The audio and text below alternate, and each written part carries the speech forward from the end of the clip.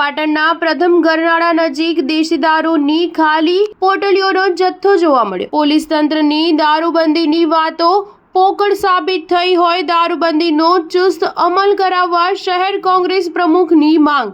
પાટણ શહેરમાં દારૂબંધીની વાતો પોકળ સાબિત થઈ હોય તેવા દ્રશ્યો શુક્રવારે શહેરના પ્રથમ રેલવે ગરનાળાથી ચાણસ્મા હાઈવે તરફ જતા રોડની પાસે આવેલ લાવણ્ય સોસાયટીની સામે ખૂબ મોટા પ્રમાણમાં દેશી દારૂની ખાલી થેલીઓ જાહેર રસ્તા ઉપર પડેલી જોવા મળી। પાટણ શહેરમાં વિદેશી દારૂના વેચાણની સાથે સાથે દેશી દારૂની પોટલીઓનું પણ પુષ્કળ પ્રમાણમાં વેચાણ થતું હોય તેવા દ્રશ્યો આ દેશી દારૂની ખાલી પોટલીઓના ખડકાયેલા ઢગલા પરથી અનુમાન લગાવી શકાય તેમ હોવાનું શહેર કોંગ્રેસ પ્રમુખ દીપકભાઈ પટેલે જણાવ્યું હતું।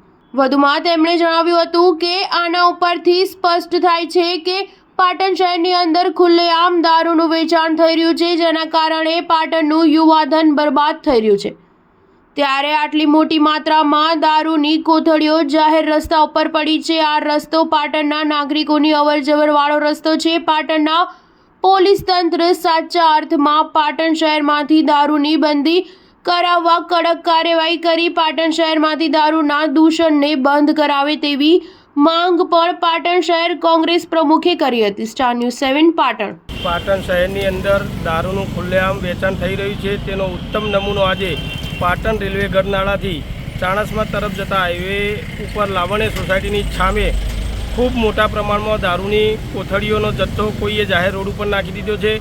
ખરેખર પાટણ શહેરની અંદર દિન પ્રતિદિન દારૂના વેચાણનું પ્રમાણ વધી રહ્યું છે અને લોકોના આરોગ્ય સાથે ચેડા થઈ રહ્યા છે। દારૂ પીવાથી કેટલાય નવયુવાનોના જીવ ગયા છે।